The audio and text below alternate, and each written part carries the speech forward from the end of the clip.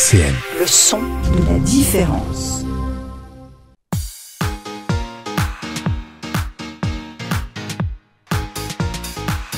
Complètement à l'Est sur RCN. Bonjour Elfenoul, on se retrouve comme tous les vendredis pour notre émission Complètement à l'Est. Aujourd'hui, pour notre invité, on reçoit Rémi Lacquement, c'est bien ça? Bonjour Elfenoul, merci pour votre invitation, c'est exactement ça. Parfait, donc Rémi Lacquement qui est formateur en hôtellerie et aussi en restauration. Oui, plus particulièrement en restauration. Et aussi qui est notre confrère, puisqu'il travaille aussi en radio. Il tient une chronique à la matinale de chez Fadjet. Exactement, oui. Tous les mardis matins, j'interviens donc sur la restauration et sur la cuisine. D'accord, donc est-ce que tu peux nous raconter un peu ton parcours, Rémi? Qu'est-ce qui fait qu'aujourd'hui, tu es restaurateur en hôtellerie? Alors moi, je suis formateur parce qu'il y a maintenant 30 ans, j'ai commencé mon cursus dans l'hôtellerie et la restauration. Et puis qu'à un moment, j'ai décidé d'aider les gens et de partager ma passion en devenant formateur il y a maintenant 3 ans. Et donc avant tout ça, vous avez déjà cette envie-là d'être formateur, travailler en hôtellerie, en restauration? Alors moi, à l'âge de 14 ans, j'avais la chance d'avoir des gens de ma famille qui étaient dans ce milieu-là, qui tenaient une brasserie, ma marraine et mon oncle. Et donc j'ai découvert ce métier-là par hasard, en allant chez eux, et ça m'a plu. Parce qu'il y avait ce partage, et puis j'ai rencontré plein de gens différents, et donc ça m'a plu tout de suite. Donc après, j'ai intégré une école hôtelière un petit peu plus tard, mais ça m'a plu tout de suite. Et moi, ce que j'aime dans la restauration, c'est ça, c'est de partager. Et avec tous mes postes de manager, donc j'ai toujours été amené à accompagner et former les collaborateurs que j'avais avec moi. Et donc il y a 3 ans, j'ai décidé de me lancer, puis de travailler pour moi aussi. Ok. Et donc avant tout cela, vous avez découvert un peu ce milieu-là dans la famille, un peu grâce à vos parents? Moi, c'était uniquement ma marraine et mon oncle qui tenait une brasserie. Et comme j'allais souvent en vacances pas loin de chez eux, on passait beaucoup de temps avec mes grands-parents dans leur brasserie. Et donc c'était vraiment... Pas magique, mais moi ça me plaisait, ce brassage de culture, parce que il y avait plein de gens d'univers différents, et ça jouait aux cartes, voilà, c'était magnifique. Et moi j'ai adoré ce moment-là, et donc je me suis dit, c'est ça que je veux faire, quoi. C'est de pouvoir partager des moments de vie avec des gens. Donc en fait, c'est un tout. Là, c'est vrai qu'il y a le métier, la restauration, mais au-delà de tout ça, c'est le partage des gens qu'on découvre, aussi les cultures culinaires aussi, j'imagine. Oui, c'est ça. Et puis, moi, je viens du nord de la France, donc j'ai découvert ça dans le nord de la France. Et puis, moi, j'ai voyagé beaucoup pour mon métier. Et moi, c'est ça que je veux, oui, c'est de faire découvrir plein de choses à plein de gens. Et donc, c'est vraiment d'être avec beaucoup de gens. Moi, j'ai aussi fait du rugby à ma jeunesse. Et donc, c'est ça, en fait. C'est de pouvoir être avec des gens et partager les moments de vie. Et donc, à quel moment vous êtes professionnalisé dans ce milieu-là? À 16 ans, j'ai fait une école hôtelière. Donc, ça fait un petit moment déjà. Et puis, j'ai eu un CAP, BEP, bac professionnel. Et ensuite, j'ai fait quelques saisons dans certaines maisons, au Casino à Deauville. J'ai fait dans plusieurs restaurants en Normandie également. Et puis à un moment, il a fallu se lancer après l'armée. Et puis j'ai intégré Campanile dans les fins des années 90. Et donc j'étais 10 ans chez Campanile. Et j'ai commencé cuisinier, j'ai terminé directeur. Donc voilà. Ensuite, j'ai été manager dans plusieurs structures, notamment chez Alinéa, à Écourt, et puis au Cora à Lunéville, maintenant qui n'est plus Cora mais Carrefour.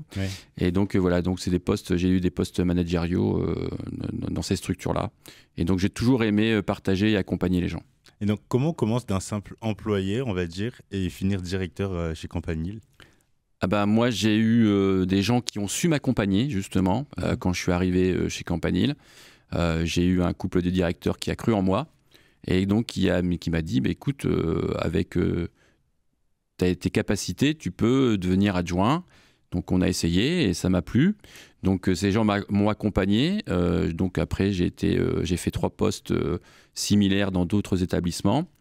Et puis un autre couple de directeurs m'a dit, écoute, ils cherchent des gens pour devenir directeur, tu as les capacités, est-ce que tu veux essayer de de te lancer. Et donc, comme il y a toujours, la vie c'est un challenge, et je me suis lancé. Ça a fonctionné, donc j'étais 3 ans directeur dans le sud de la France, dans l'Aveyron. Et donc voilà, c'est ça qui m'a lancé dans les postes à direction. Donc, voilà. Et quand on devient directeur, est-ce que c'est toujours le même qualité de travail? Enfin, lorsqu'on est employé, on ne touche pas à la même chose que lorsqu'on est directeur? Non, alors quand on est directeur, c'est beaucoup de responsabilités. Il y a une charge mentale qui est inouïe, parce qu'en plus, il faut savoir tout faire. Et puis, on n'a pas que... quand on est simple cuisinier ou adjoint de direction, quand on a fini sa journée, la journée est terminée et puis on rentre chez nous. Quand on est directeur, il faut toujours anticiper. Et puis, on a les soucis administratifs. Et puis, la charge aussi du résultat. Quand vous avez un établissement à faire tourner, on vous confie un établissement qui est un peu en difficulté, on vous fixe des objectifs, et donc ces objectifs-là, il faut les atteindre, et donc le cerveau, il travaille tout le temps.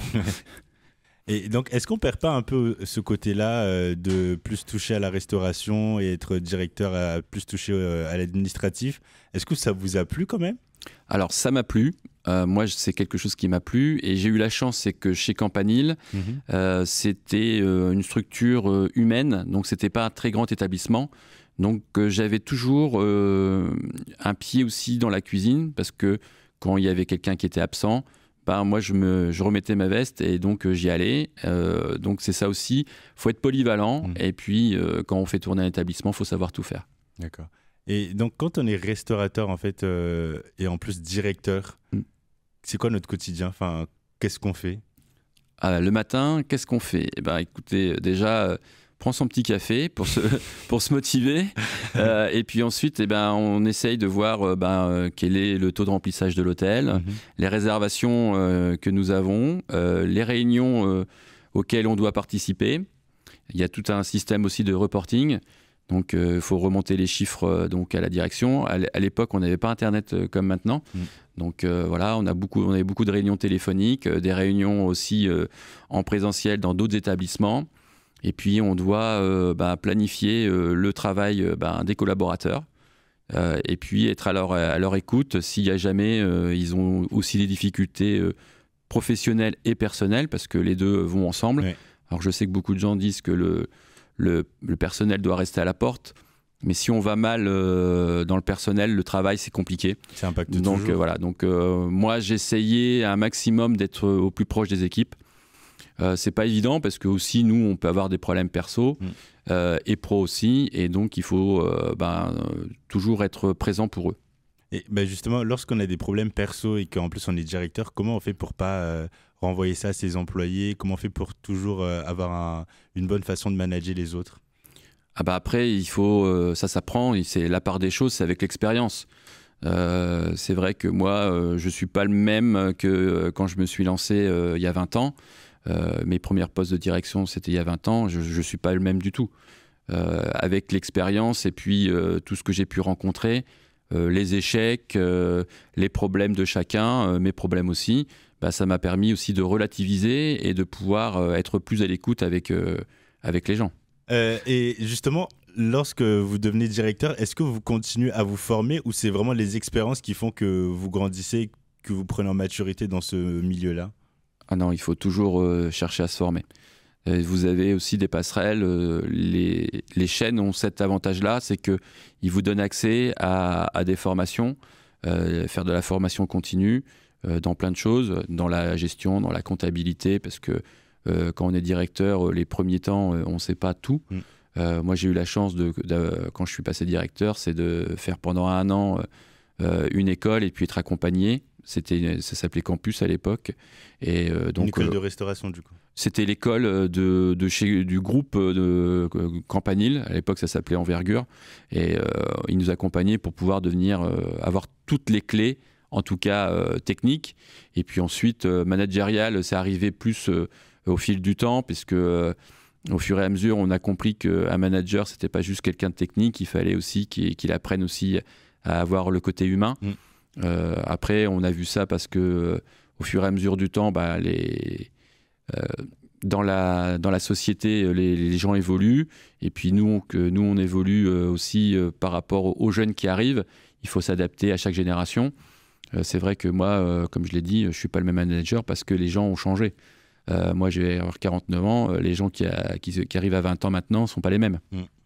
Ils ont d'autres attentes, tout en leur faisant comprendre que le travail, c'est important, mais ils n'ont pas que ça aussi dans leur vie. Et j'imagine que tout ce parcours-là, le fait d'être manager, d'être directeur, ça vous a aussi incité aujourd'hui à devenir formateur? Exactement, oui. Moi, c'est à un moment, dans les sociétés que j'ai fait, il y en a certaines qui ont su me faire comprendre qu'il fallait que je fasse autre chose. Et donc, moi, c'est pour ça que j'ai décidé de me reconvertir. Et il n'y avait pas d'âge pour se reconvertir. Moi, j'ai fait ça, j'avais 46 ans. Et j'ai décidé de devenir formateur pour accompagner et puis apporter mon expérience. On va pouvoir développer tout ça juste après le premier titre du jour. Quel est le titre que tu veux nous faire écouter aujourd'hui, Rémi? Alors donc, j'avais demandé Dépêche Mode, Jesus. Allons-y. RCN, complètement à l'Est, Elphénol. Nous sommes avec Rémi Lacquement, formateur en hôtellerie et restauration. Justement, il était en train de nous raconter son parcours et à quel moment il est devenu formateur et pourquoi d'ailleurs vous avez voulu devenir formateur. Moi, j'ai voulu devenir formateur parce que moi, j'aime le partage. Et puis, il y a un moment dans ma vie professionnelle, il me manquait quelque chose. Et puis après, il m'est arrivé donc des soucis perso, mais j'ai décidé de me lancer et de devenir formateur pour pouvoir partager avec les gens mon expérience et puis ma vision de voir les choses aussi. Et donc, vous êtes à votre compte maintenant, vous êtes auto-entrepreneur? Voilà, je suis auto-entrepreneur, donc j'ai créé ma petite structure donc il y a maintenant 3 ans, en juillet, ça fera donc 3 ans. J'ai passé une formation de formateur pour adultes, puisque je me suis pas improvisé formateur. Donc dans ma reconversion, j'ai été accompagné par Transition Pro Grand Est. Et puis donc j'ai passé cette formation et donc j'ai été accompagné pendant 2 ans. Et puis maintenant la structure est lancée. Et donc je suis formateur et puis j'ai passé aussi une certification Calliope. Donc mon organisme de formation est certifié Calliope, donc ce qui me donne accès à des choses des organismes autres que moi. Et puis ça me permet au quotidien d'avoir une discipline dans la formation, parce que Calliope c'est quand même quelque chose qui standarise et qui donne quelque chose un tronc commun de formation. Et donc maintenant j'interviens également aussi à la CCI depuis maintenant le septembre de l'année dernière. Donc vous ne travaillez pas seul. Là, cet organisme-là que vous avez cité, justement, vous permet de travailler avec d'autres personnes? Calliope, en fait, c'est quelque chose qui donne une base sur comment on doit faire une formation, en fait. Et donc, Calliope, pour moi, ça me donne aussi une visibilité. C'est un organisme qui est reconnu par l'État. C'est quelque chose qui est reconnu par l'État et donc qui, dans le futur, me donnera aussi accès à d'autres choses quand ça sera plus pérenne, parce que là, ça fait que 3 ans. Ouais. Mais au fur et à mesure que je vais grandir, je pourrai travailler avec d'autres organismes d'État. Et comment on se lance donc là, on part un peu du salariat, on se lance en auto-entrepreneur. Comment on se dit, c'est bon, je vais être à mon compte, je vais assumer ce rôle-là, parce qu'il faut quand même assumer d'être à son compte? C'était l'envie de travailler pour moi. Je m'étais dit, il est temps de faire quelque chose pour moi, de travailler pour moi. Je pense que j'avais fait le tour pas du salariat, mais de travailler pour quelqu'un. Il faut être en phase avec tout ce que la société vous demande. Des fois, on ne s'y retrouve pas. Donc, je me suis dit, voilà, il est temps.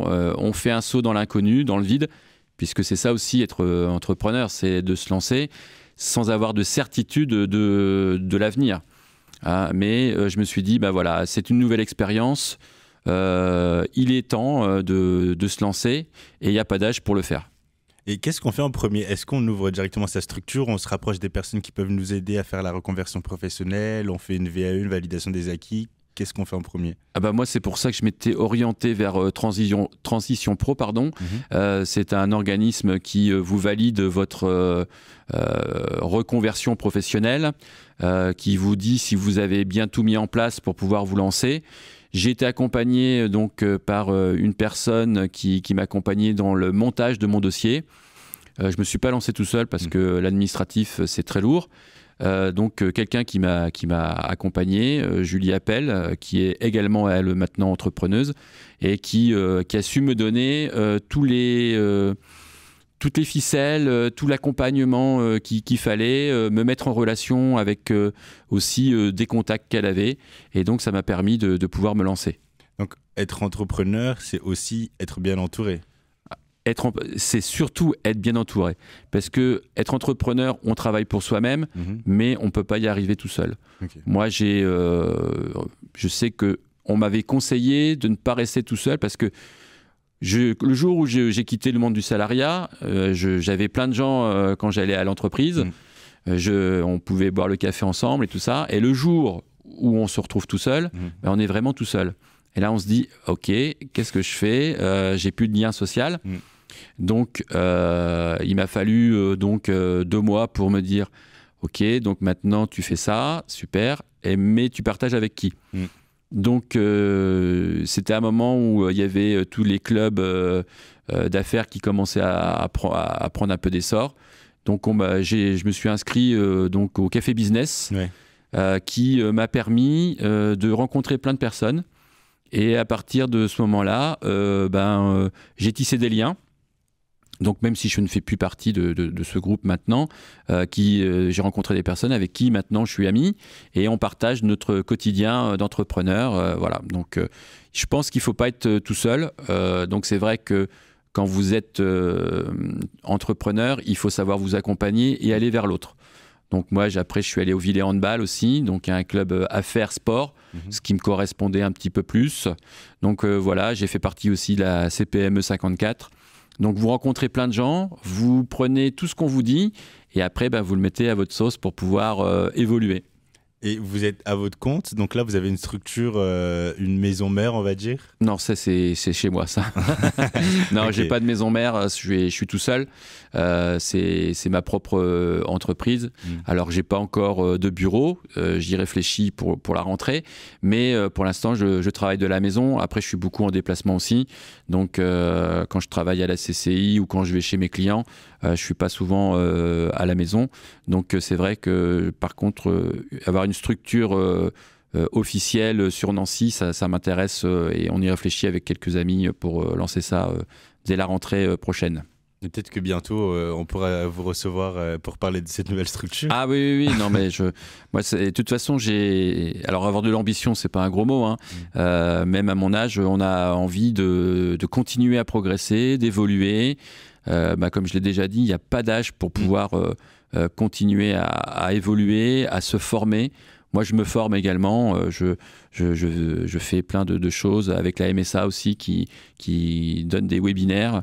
Je me forme. Là, je vais faire une nouvelle formation au mois de juin pour encore plus me professionnaliser dans le monde de la formation. Donc, il faut continuer, il faut croire en ses rêves et il faut continuer à évoluer. Justement, je vous demandais ce côté-là si vous aviez une maison mère par rapport à l'entourage. Donc vous, votre entourage maintenant, ça passe par le fait d'aller se former, d'aller dans les after-work et de voir du monde comme ça. Ouais, c'est ça. C'est de pas être tout seul, d'avoir des personnes qui sont là des fois quand ça va pas bien aussi, hein, parce que quand vous avez donc des entrepreneurs, ils savent ce que vous pouvez vivre au quotidien. C'est aussi des hauts et des bas parce qu'il y a des fois comme on a vu en début d'année quand le budget de la France n'a pas été voté, il y a certains cordons qui ont été coupés et donc on attend pour voir les validations pour entamer des formations. Donc là on attend et donc là on peut parler avec des gens en disant qu'est-ce qu'on fait, est-ce qu'on continue, on continue pas. Donc il faut rester positif et puis ils savent nous remettre un petit coup de pied aux fesses quand on a un peu moins de morale et puis nous dire si c'est bon, il faut continuer, il faut toujours y être, quoi. Et donc vous commencez formateur, comment on accueille ses premiers élèves, on va dire? Alors les premiers élèves, c'est vrai que la première fois où j'ai formé, on se retrouve devant aussi un parterre de personnes inconnues, et on souffle un bon coup, et puis on se dit, de toute façon, tu as l'habitude de parler avec des gens, ce sont des personnes comme toi, tu connais ton sujet, donc passe ton message, et puis après, ce qui est bien, c'est qu'avec Calliope, on fait un suivi donc, des gens qu'on forme, donc ils nous donnent leur retour, et ce qui nous permet aussi de nous améliorer à chaque séance. C'est vrai que moi, les premières séances que j'ai fait il y a 1 an et demi maintenant de formateur devant des jeunes, je ne suis pas le même maintenant parce que j'ai plus d'assurance. La radio aussi m'a appris ça. C'est vrai qu'on va parler de la radio plus tard, voilà. Parce qu'il est aussi animateur radio, on l'a précisé. Voilà, ça me permet aussi de m'adapter et puis de ne plus avoir ce stress de voir les gens et puis de comment leur parler. Et vous intervenez où? Parce que là, vu qu'il n'y a pas de structure, vous allez directement dans les établissements, la CCI? Alors moi, donc, je vais directement à la CCI. Donc depuis septembre, je suis intervenu dans plusieurs sites. Et puis là, plus précisément, je suis au site de l'Axou. Et puis quand je vais chez mes clients, je fais les formations chez eux. Okay. Donc les clients, c'est en entreprise du coup? Vous en formez entreprise. Des gens en entreprise? Oui, en entreprise. C'est plus simple pour un restaurateur ou un hôtelier de se déplacer, puisque c'est un métier qui est très prenant. Il y a de moins en moins de candidats pour pouvoir travailler dans ces milieux-là. Donc les directeurs ou les propriétaires d'établissements n'ont pas forcément le temps d'envoyer, de dégager du temps pour aller former leurs employés. Donc moi, je m'adapte à eux, je m'adapte à leurs horaires. Et puis, comme ça, on peut faire les formations directement sur leur terrain. Et mes formations s'adaptent aussi à leur établissement. À la CCI, du coup, est-ce que c'est comme les professeurs où vous agissez sur 1 an, où vous recevez plein d'élèves comme ça, ou c'est différent? Alors moi, j'ai un groupe qui est... donc on est plusieurs à intervenir sur ce groupe. Mais c'est une formation qui dure 6 mois. Donc on a ce groupe pendant 6 mois. Et donc, on les prend donc, au tout début, l'intégration. Donc, on a aussi tout ce qui est technique et puis tout ce qui est pratique pour pouvoir leur apprendre leur métier de cuisinier ou de commis de cuisine. C'est ce que je fais actuellement. Et lorsqu'on vient participer justement à ces formations-là, qu'est-ce qu'on y retrouve? Il y a quoi dans le programme de cette formation? C'est vraiment les bases. Donc, on commence par le début, tout ce qui est hygiène et sécurité au travail, l'hygiène alimentaire, les gestes techniques. On les accompagne également, donc ça c'est mes collègues qui le font, sur tout ce qui est recherche de stage, la création d'un CV, comment aussi aller prospecter pour pouvoir avoir un emploi. Et ensuite faire leur retour. Là, ils vont partir bientôt en stage, donc on fera un débrief à leur retour. Et donc nous, on essaye de leur donner tout ce qui est, toutes les clés pour pouvoir réussir leur formation, qui est assez courte, mais qui leur donneront au moins les bases pour pouvoir se lancer dans ce métier. Et comment on s'adapte lorsqu'on est formateur? Parce que j'imagine qu'il y a peut-être des personnes qui ont un âge proche de vous. Comment on s'adapte à tout ça, aux différentes générations, peut-être aux plus jeunes, aux plus âgés? Comment on s'adapte à toutes ces personnes devant nous? Alors, des fois, ça peut être compliqué. Là, moi, j'ai un groupe qui, le plus jeune a 19 ans et le plus ancien a 63 ans. Donc, forcément, il faut savoir s'adapter, décrypter ce qu'on peut faire passer. Et puis, il faut adapter notre langage à tout le monde. Donc, c'est ce qui est plus important. C'est un travail. C'est quelque chose qui demande une gymnastique. Donc, quand on connaît son groupe, effectivement, on y travaille en amont et puis on leur propose des mots sur lesquels ils peuvent comprendre et puis associer aussi des gestes. Parce que le vocabulaire de la restauration, c'est un dialecte, c'est un langage. Donc il faut absolument que les gens puissent associer le mot à une image. Donc moi, je travaille beaucoup aussi avec du visuel, des petites vidéos pour leur faire comprendre avant d'attaquer la pratique. Comme ça, quand ils sont dans le milieu, ils arrivent à associer donc à un nom, à une image, à un objet, et c'est plus facile pour eux.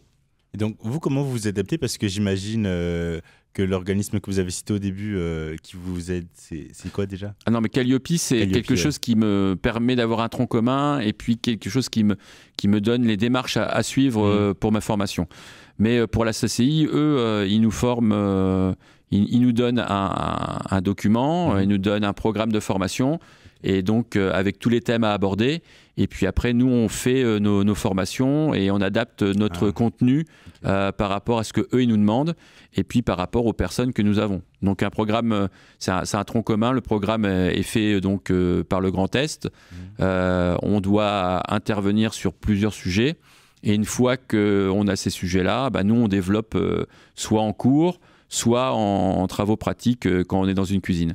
Et donc j'imagine que l'expérience que vous avez eue, ça aide aussi justement pour adapter sa formation à ce qu'on va pouvoir faire ressortir de ça? Bah oui, moi j'ai eu la chance quand je travaillais en tant que salarié ou en tant que directeur d'avoir aussi des personnes de plusieurs âges. Et donc ça me permet de m'adapter par rapport à ça aussi. Et là, c'est vrai que vous avez un parcours, vous avez quand même plein de choses. Et vous avez cité l'animation radio. Comment vous en êtes passé de formateur à animateur radio? Bah, moi, la radio, c'est quelque chose que je ne connaissais pas du tout. C'est même un média que je n'écoutais pas forcément avant. J'ai vu une petite annonce d'une amie entrepreneuse qui, elle, intervenait sur Fadjet. Et donc, comme quoi, il cherchait des bénévoles. Donc, je me suis dit, allez, on va lancer un petit message. On verra s'il me recontacte.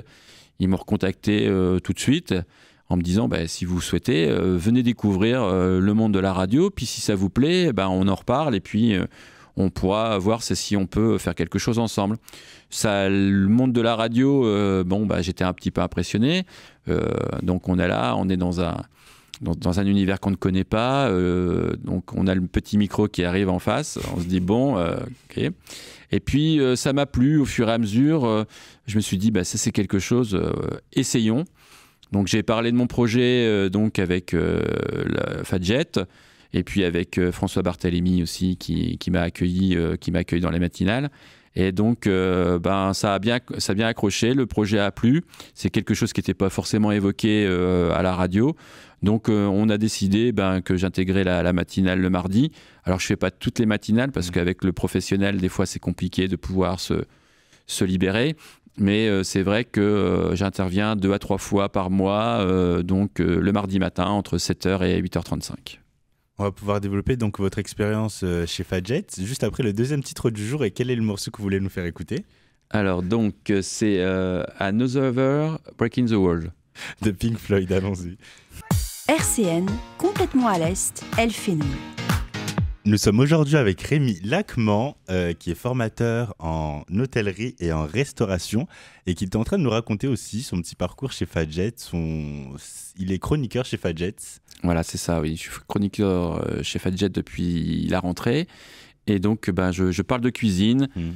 J'ai eu la chance également, pour mes chroniques, de pouvoir interviewer un brasseur, une fromagère et puis un restaurateur. Donc, ça me permet de pouvoir rencontrer plein de gens qui sont toujours avec les métiers de bouche, mais d'horizons différents. Et puis, de savoir comment ils sont venus à créer leur société également.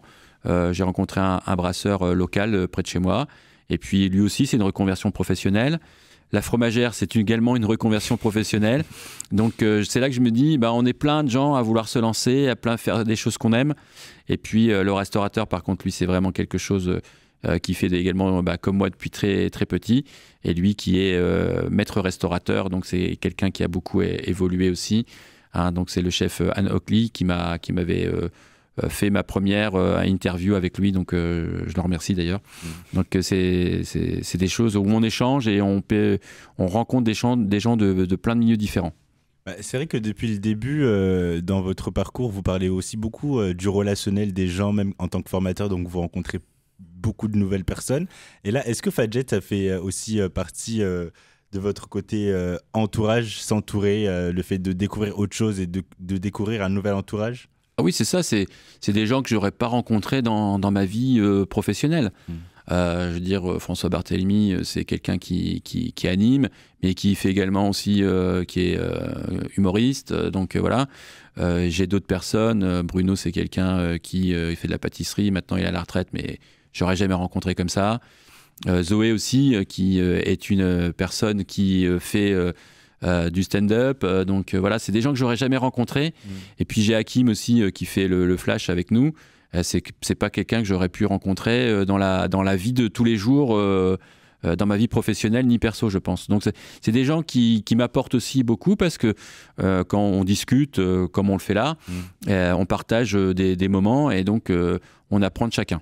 Donc c'est quelque chose qui vous tient à cœur quand même, le partage et de découvrir encore plus de nouvelles personnes, plus de culture, de vous enrichir. Ça vous enrichit, quoi. Oui, ça m'enrichit au quotidien, ça m'enrichit dans ma façon de penser, de voir les choses.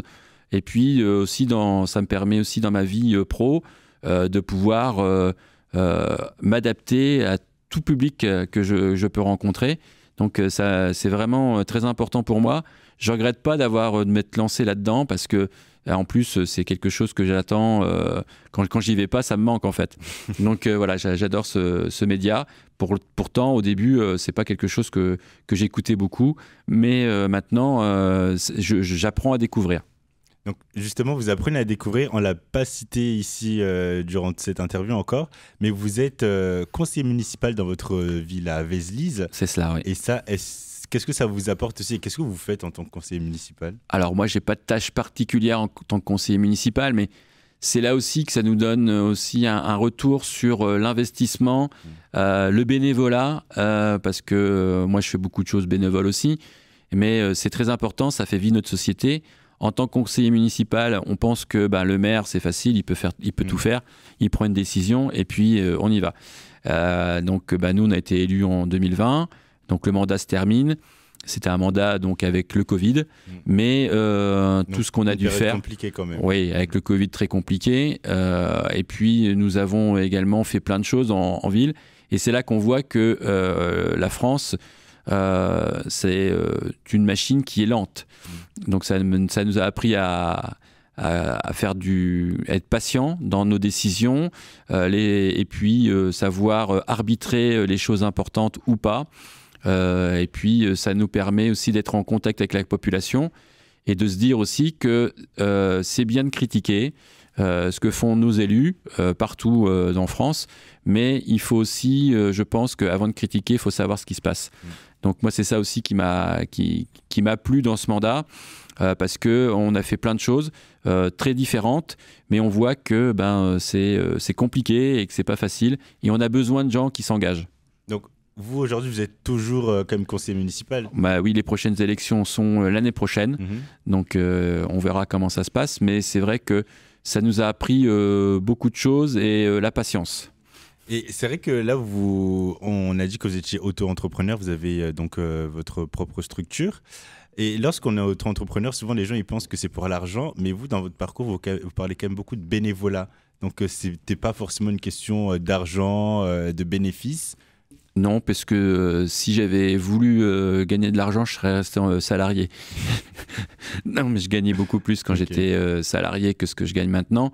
Parce que quand on est entrepreneur, entre guillemets, on a des amis de l'État qui viennent chercher un petit peu d'argent, donc ce qui est normal, hein. Mais c'est vrai que on n'a pas forcément, on ne devient pas entrepreneur pour devenir riche. On devient entrepreneur pour construire quelque chose, pour pouvoir faire partager ce qu'on aime. C'est ça l'entrepreneuriat. Moi, tous les amis que j'ai, entrepreneurs, ils font ça d'abord par passion. Effectivement, si ça marche, c'est super. Mais on fait ça parce qu'on aime ce qu'on fait et qu'on s'est lancé parce qu'on n'avait pas retrouvé ça dans le salariat.